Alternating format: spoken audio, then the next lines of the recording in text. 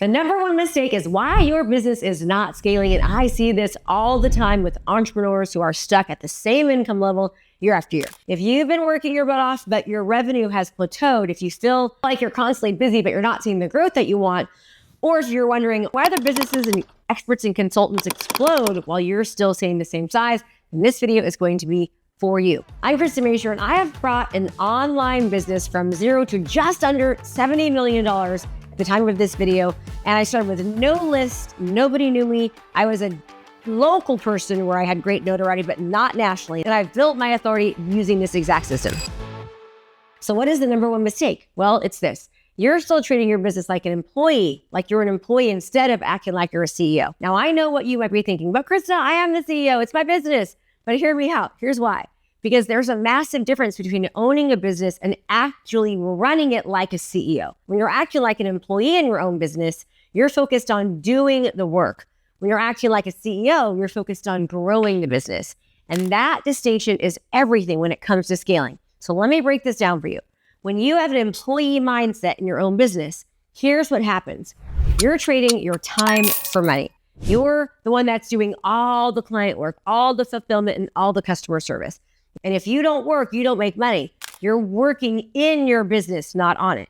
You're so busy handling the day-to-day tasks that you never actually step back to work on strategy, systems, and growth. You think you're the only one who can actually do it, right? Like that's what you think. You believe that if you want something done correctly, that you have to do it yourself. You're afraid to invest in help. You think that maybe hiring people or investing in tools is an expense rather than an investment in your growth.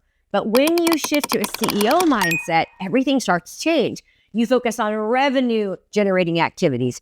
You spend your time on things that actually move the needle in your business. And you build systems and processes. You create repeatable processes that can run without you. And you delegate and elevate. You hand off tasks to others so that you can focus on higher level strategy. You invest in growth. And you see spending money on the right people and tools as investments that's going to multiply your returns. Let me give you an example. Today I was going over my P&L with my CFO. And she says, Krista, we've got to cut down on some of these expenses. Like we didn't make as much profit this month. And I says, well, hold on, let's take a look. Well, we just hired a brand new sales manager. We just invested in a new dialer. So I said to her, hey, these aren't really expensive. These are investments because this is going to build the company money. And sometimes things have to go down before they can go up. I know that investing in a sales manager who's going to train a team to reach out to leads that have never been contacted, I don't see that as an expense. I see that as an investment. And that's the way that you have to think too. So this is what this employee mindset is really costing you. And I want you to think about this like seriously. Your income is capped. If you're doing everything yourself, you can only make as much as the hours that you can actually work. There are only 24 hours in a day and you have to sleep, right? So you cannot scale your time. You'll get burnt out, right? Right now you're working more hours, but you're not seeing proportional growth in your income because you're like on a hamster wheel. Your business only depends upon you entirely. If you get sick or you go on vacation or you want to take a break, your income stops. That is not a business. That's a job that you created for yourself. So you're missing opportunities. Be careful that while you're doing the busy work a $15 an hour employee can do, you're missing out on the $500 an hour opportunity that can explode your business. I learned this lesson the hard way.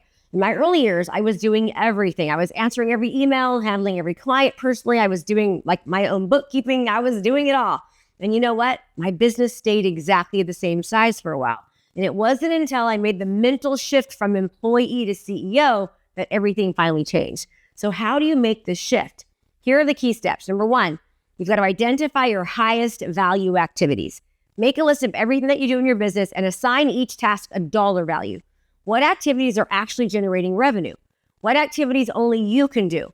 Those are your CEO activities. Like for example, for me, my highest level thing that I can be doing is creating content, doing training videos, and being face-to-face with people. It's not doing things like answering emails. It's creating content, right? Teaching and coaching content and high education. That is my superpower. And I know that. And I know that when I do those things, the company makes the most amount of money. So if there's anything else that I'm doing that does not involve that, I should not be doing it. And you need to know what that is for you. Those are CEO activities. Everything else needs to be delegated or eliminated. The second thing is you need to start tracking your time for at least 1 week. Track how you spend every minute of your time. And I guarantee you that you're going to be shocked at how much time you actually spend on low value activities that someone else could be doing for a fraction of what your time is worth. The third thing is calculate the cost of doing everything yourself. If your goal is to make $500,000 a year, that's roughly $250 per hour. Are you really going to spend that $250 per hour on doing data entry or responding to basic customer service emails or doing social media posts that somebody else can do? The math just doesn't add up. And then step 4 is to start small with delegation. You don't have to hire a full team overnight. Start by outsourcing one task. Maybe it's graphic design, maybe it's a social media management, maybe it's a customer service, answering phones. Get comfortable with letting go of control in small areas first. That'll help you. And step 5, reinvest your time in growth activities.